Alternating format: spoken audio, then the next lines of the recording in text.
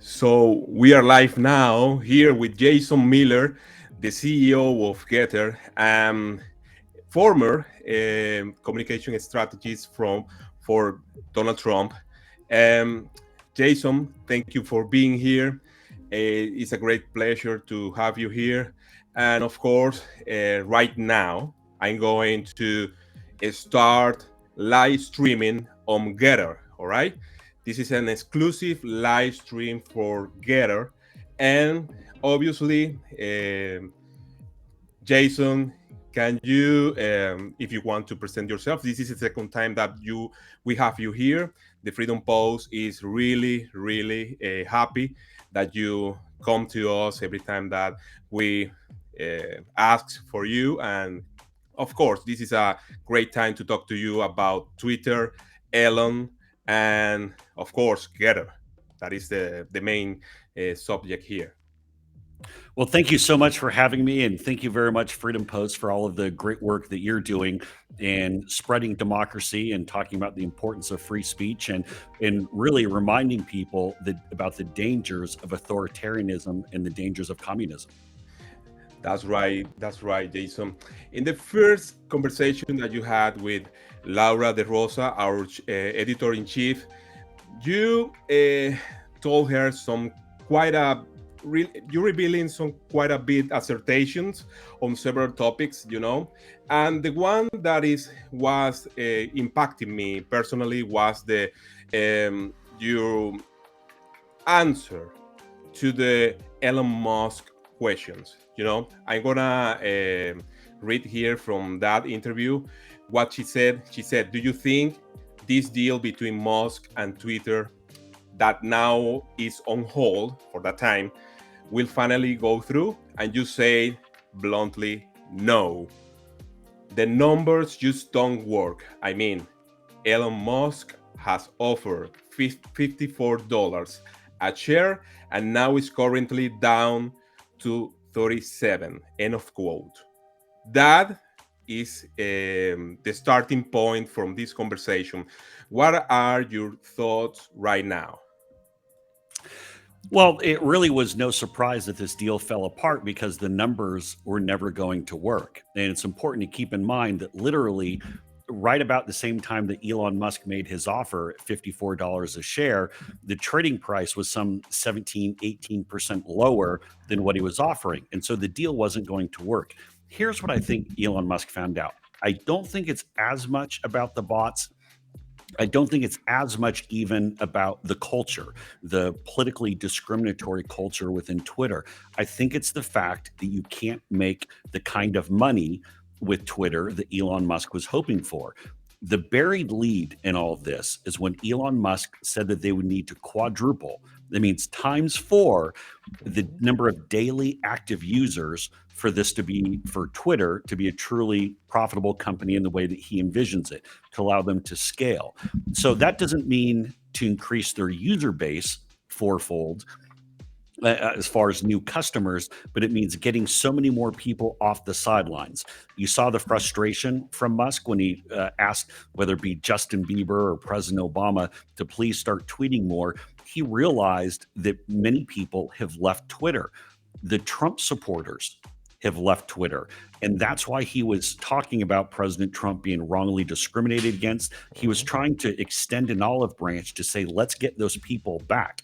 One of the things that a lot of people don't realize when we launched Getter, when we did research, upwards of 20 to 25% of all Trump voters in the United States quit social media, including Twitter, when he was deplatformed. So Musk was then looking at the same set of numbers, the same concerns of people no longer being active with the platform. That's the real reason why this deal Mhm. fell apart. So if he thought that the revenue would ultimately catch up and he maybe had to take a little bit of a loss when he was buying it or a little bit of a worse price, he probably could have gotten past that. But when he realized he'd be overpaying for Twitter and that it's never Mhm. going to be truly profitable, that's when this fell apart. That's right. And this all drama, because it's kind of a drama, they put on hold. Then they start to asking about the bots, and he said, "Well, it's not. the bots that they say that it has the platform. So he said that it's 20%, and all this public drama. Now Twitter has announced the intake to take Elon Musk to the court, that they sue probably Elon Musk. What do you thought about that? What are you thinking about that? Well, boy, this is going to be a real clash of the titans. Elon Musk, Twitter, in the federal courts in Delaware, many billions of dollars at stake. Here's the thing, though. Right now, all the news coverage in the United States is about who has the upper hand legally, which of the two fighters will ultimately emerge, or could there be a settlement? The thing that's being glossed over is the fact that what they're fighting for is really kind of a burning rubble at this point. Twitter, what little reputation they had prior to Musk entering the idea of potentially purchasing them or acquiring them, their reputation has now been completely destroyed. People know that the culture is very left-leaning, that if you're not left-leaning, they really don't want you at Twitter. Second, we know that the business model is not good, as I just discussed, the fact they need to quadruple the number of daily active users, but also the bot problem, which you also referenced. Twitter says it's 5%. I don't know the inner numbers of Twitter, but here's what I can tell you. It's not 5%. If you spend 1 minute on Twitter, you'll see so many bots, and especially if you look at the comments, you realize they're a lot more than 5%. That's right. That in my own experience between Twitter, I've been a Twitter user for about 10 years, and right now I have the same amount of followers in Getter just in 3 months. So what happened is I love Getter because they allows me to live stream, and what's happened with Twitter, they start to hiding out like you being on the I don't know how to mention on the cancel part of Twitter because of Well, your algorithm. It's the algorithm, and it's the shadow banning. So people who have voices like mine, like yours, magically don't get seen by as many people. And Twitter, ever since they made that change, supposedly it's under the guise of making sure you see content you really want to see. What they really want to do is make sure that people don't see content that they don't like. And let's say this 20% of bots that they allow in the platform, they can move the narrative of political scenario. I mean, these bots can let you see only the stuff that they want you see on the platform to make you change your mind on the political spectrum. You think that? Oh, absolutely. Because what it starts to tell you is that the echo chamber, the fishbowl that you're operating in, they want you to think that either you have a similar opinion if it's something they like, or that you're outside the mainstream, that there's something wrong with you if you don't agree. Well, maybe making you second guess or question your own beliefs if you see everybody else seems to be going a different direction. But you see even the accounts that are always launching the negativity and the attacks. It's not a simple name such as at Jason Miller or at Esteban Rafael. It'll be something like Steve 54678 with no picture, just the blank emoji, and they'll be hurling vicious attacks saying you're terrible, you're a fascist, you do not support democracy. And you know that that's not a real person. You know that that's what they call a sock puppet account, either someone manipulating it, controlling it, or it's a computer generated bot, but you know that's not real. And I think that's ruined the user experience at Twitter. That's part of the reason with Getter, where it's all about the user experience. Do you enjoy opening the app and engaging with people? And that's really the key metric that we look through every day is, are we making it enjoyable for people to be on our platform? And I think we've done a pretty good job of that so far.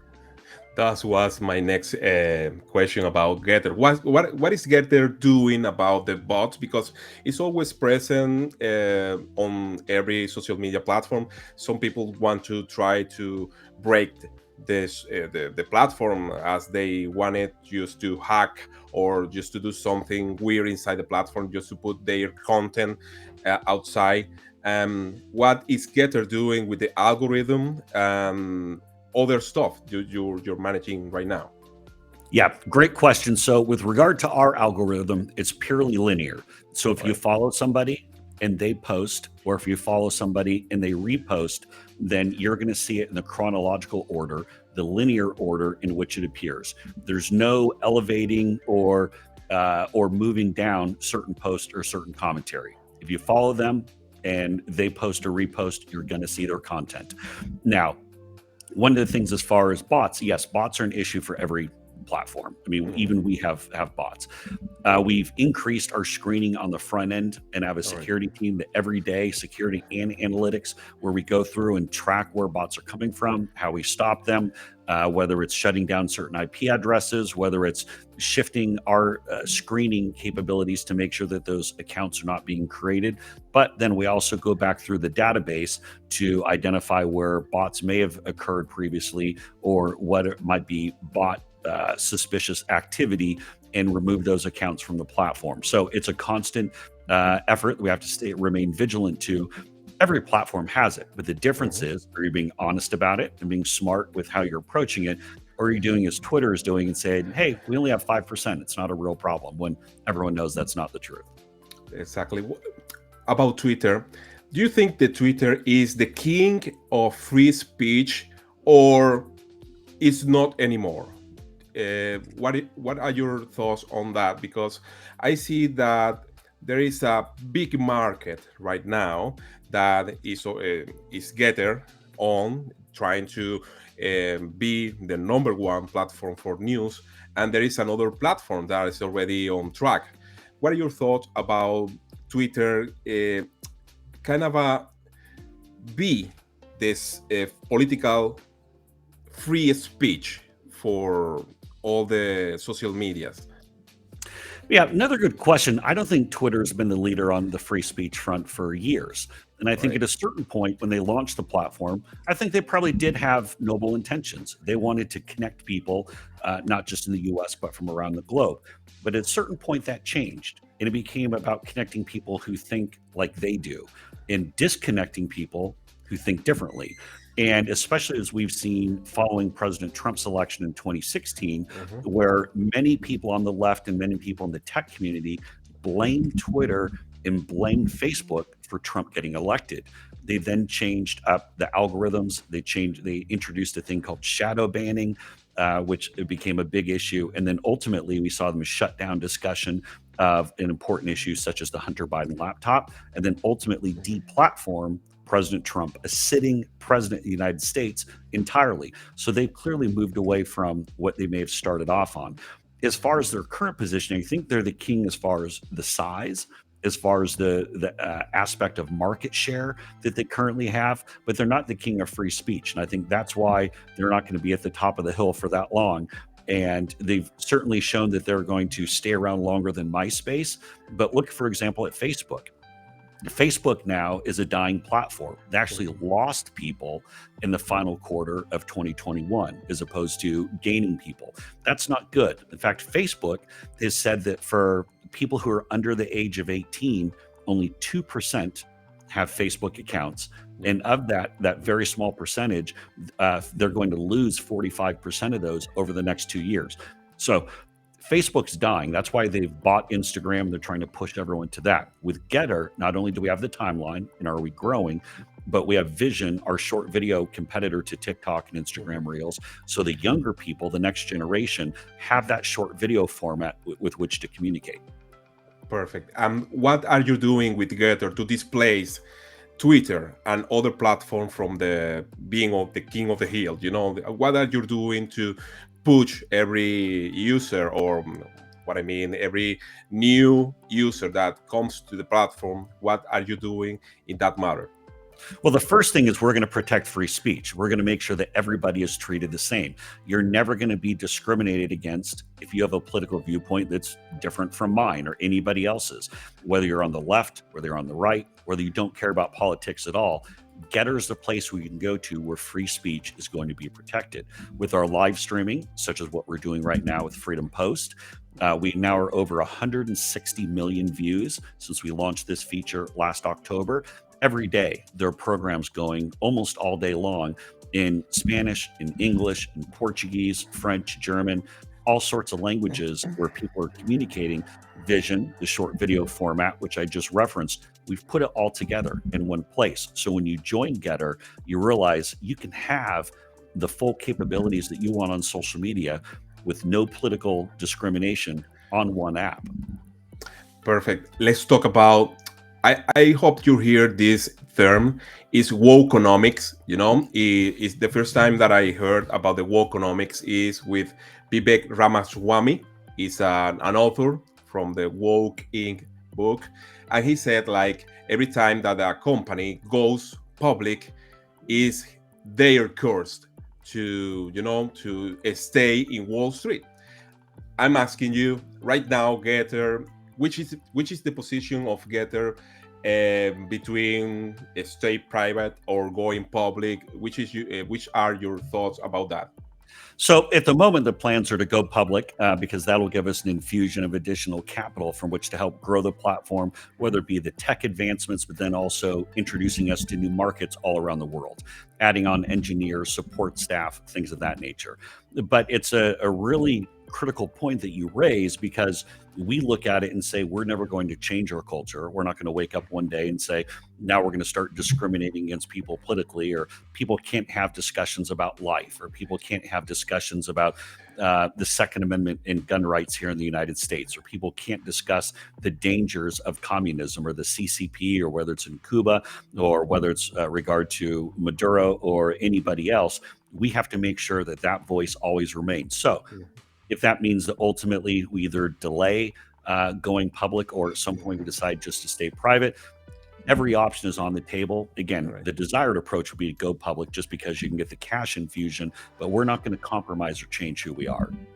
So what do you think about ESG right now? So ESG, what does that stand for again? I'm sorry. It's kind of the policy that Wall Street comes to you and push you to force into the company the social justice. Yes. So, with regard to any of the social engineering or the forced social change dynamics, I think it's a bunch of nonsense. I think the aspect that we're going to have this groupthink where they force on us crazy values that are outside of our own, I think is really opposite of how people want to live. Most people, you know what they're worried about today? They're worried about the new inflation numbers. They say that we have the highest inflation in the United States in 40 years. And as you know, it's not just in the United States. Countries all around the world are facing inflation. That's what people are concerned about right now. And so we see these attacks by the left to go and say that we want to try to force some value set that's very liberal or very woke on you, and if you don't comply, then we're going to hold that against you or discriminate against you. I think many people reject that. We have to show that the tide is turning, that we're going to reject that, whether it's the media, whether it's academia, whether it's big business, and we're going to be standing up and opposing that at every step. Perfect. Let's talk about numbers. Which are the numbers that Getters have right now in terms of users? Yeah, so right now we're right about 6 million users globally, with half in the United States and half outside the United States. Where we're very excited about, obviously, is our growth in Brazil, which is our number 2 market, representing about 14% of our, as of yesterday, of our user base. We're also seeing considerable growth with our Spanish-speaking community. We're working with some additional upcoming advertising efforts to go and grow that. Those are some things where I'm excited about. And in fact, in much of our market research, it's shown that particularly in the United States, the Spanish-speaking community is even more open and willing to leave big tech and come and join platforms like Getter because they don't think that this wokeism speaks to them. They very much reject these efforts to squash the Catholic faith in particular. And so we really are putting a big effort on growing our Spanish-speaking community on the platform. Yeah, we also reject the Latinx pronoun or something else that they can come up to. So, well, you know, and it's interesting. There's new polling out today in the New York Times that shows in the United States that the Hispanic or the Latino American community is split right now on Republicans versus Democrats. usually Democrats have a 20 or 30 point lead. Maybe it's a 60-30, so with some undecided. Right now, it's effectively a tie game, whether it's 45-45 or true 50-50 of where it is. And that's because Democrats have become this party of elitists, whereas Republicans have become more of a party of the working class and are representing the values of faith and things of that nature. And so and especially law enforcement. I think Democrats, with their embrace of the BLM and the rioters and all the riots we saw in the middle of 2020, that really hurt the Democratic Party and sent a message to the Hispanic community that they would rather coddle the criminals than support the people who actually respect law and order. Yeah, I agree with you. Talking about the 6 million users that you have, do you have any strategy for the stuff that all content creator wants? Like exposure or monetizing. Do you have any strategy on that, or just you want to keep it low, not to talk about a lot of that, or you actually have a something to say about monetizing and exposure? Absolutely. So we're getting ready to, well, when I say getting ready to, we're working on the development of Getter Pay, Mhm. which will be our payment competitor to Apple Pay and Alipay. But as part of that, we'll have a way for content creators to monetize what they're doing on the platform, whether it's an individual, whether it's a content creator like the Freedom Post.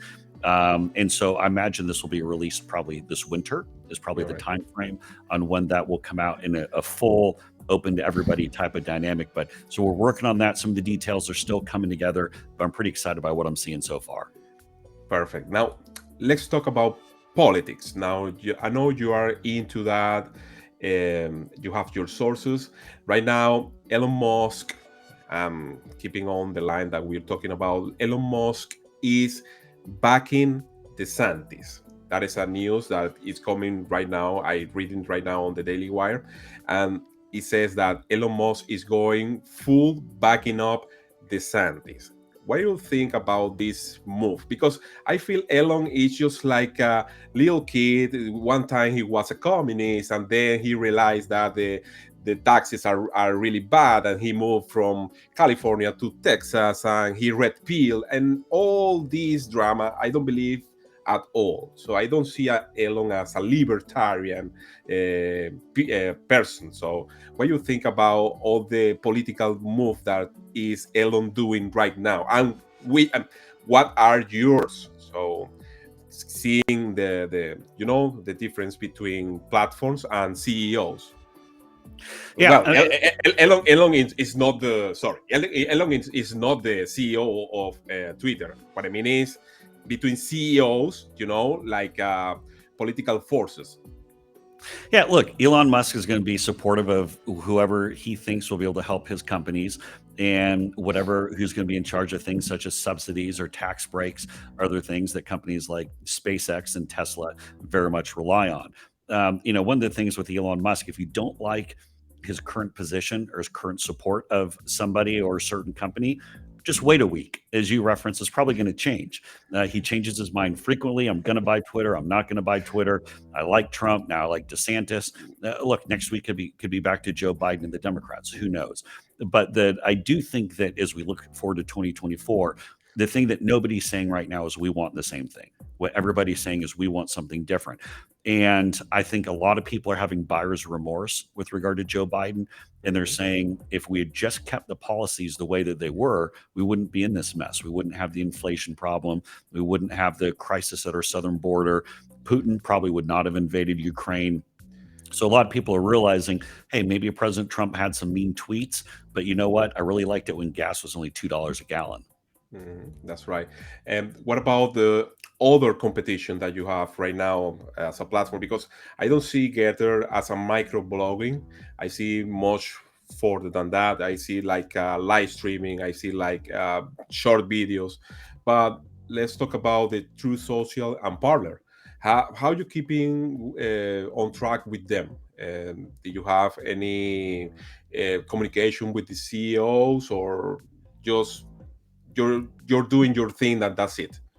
So we're largely doing our thing. I, of course, have a regular communication line with President Trump. Obviously, I All right. worked for him in 2016 and 2020. If he runs again in 2024, I'll be fully supportive and active with his campaign. I won't be leaving Getter. I'll be staying at Getter and continuing to grow the company. But I'm personally a very strong supporter of President Trump, and that's never going to change. I think competition is good. I think it makes us continue to work hard. It lights a fire under us and shows that we need to keep hustling. Because what we can't have is just everything being consolidated with one or two companies, and then if they decide, like they did with the Hunter Biden laptop, that they want to shut down the conversation, they can do it.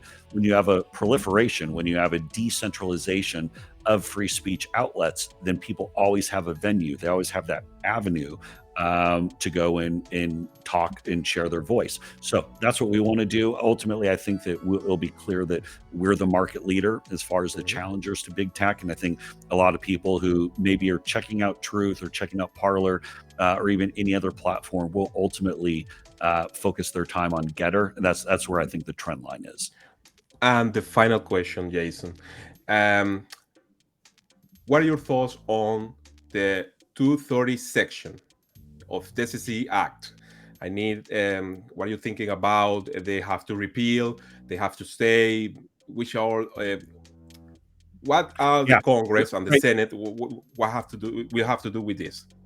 Yeah, great question. For anyone who doesn't know Section 230, that's the part of the Communications Decency Act from 1996. So it's very outdated. It's 25, almost 30 years old. But it's the legislation that says if you're a platform such as a Twitter or Getter or Facebook or Rumble or anything else, that if other people are posting their materials, as long as it's not illegal, as long as you're making an effort to take down something that is breaking the law, that you cannot be held liable for what people post on your platform. I do think this is important and critical to make sure that we have this town square, we have this aspect of ideas. If you're a publisher, say the New York Times, every single letter, every single word that appears on their pages, they're responsible for. But that's different. Again, they're approving every single thing that comes out. You can't do that with a social media platform. You can't literally go through and say, we like this post, we don't like that post. You can say things fit or do not fit your community guidelines and your terms of service. That, of course, you can do. But here's the thing that we do that the big tech platforms do not. And that is we take politics out of the moderation. We make sure that there's no illegal posting, things such as ISIS videos or child endangerment videos. There's no doxing. No racial or religious epithets that'll appear on Getter. Otherwise, they'll be removed. But what you can't do is go and look through and say, well, I like what the conservatives say, but I don't like what the liberals say, or vice versa. But that's exactly what Twitter and Facebook and the big tech platforms do. So I think Section 230 has to be reformed. And so if you want that privilege, if you want that protection, when it comes to the aspects of the immunity, so to speak, from being held legally responsible, then you have to prove that you're not discriminating politically against people of different beliefs. That's interesting. Reform. I always heard about repealing. Any final thoughts, Jason? Do you have any hidden feature that you want to share with us, or any other stuff that from Getter that you want to let us know? You know, like improving all the growing from the users, that making more appealing to them, just to make the, you know, the migration from Twitter or other platform to Getter. Yeah, well, one of the things we just launched that we're very excited about finally are direct messages. So we have direct messages, DMs on Getter, which are fantastic. That means you don't have to go and send DMs on Twitter or Facebook or Instagram or anything else. You can focus your DMs on Getter, keeps everything right there within the family. That's our latest new feature we're excited about. Additional things will be coming out in August and September. Really, we'll go back to the building community, about how we go and have people connecting with each other, whether finding other Getter users in your area, different fun things, different polls, online things that allow people to interact and engage. So that's what's coming up next. But DMs, direct messages are now on Getter for everybody, on Apple, on Android, on the web. Go check it out. Thank you, Jason. It's been an honor to be here with you. and such a fan of everything you do. And just to let you know, I used to do live stream on Instagram. They shadow banned me. Then later I found Getter and I recovered my faith on the live stream. Now I'm on Getter doing the live streams. No, there is no problem at all with my speech, and I have to thank you for that. Thank you, Jason. See you next time. I hope you're um, being here for a third time, fourth time. You're welcome in the Freedom Post.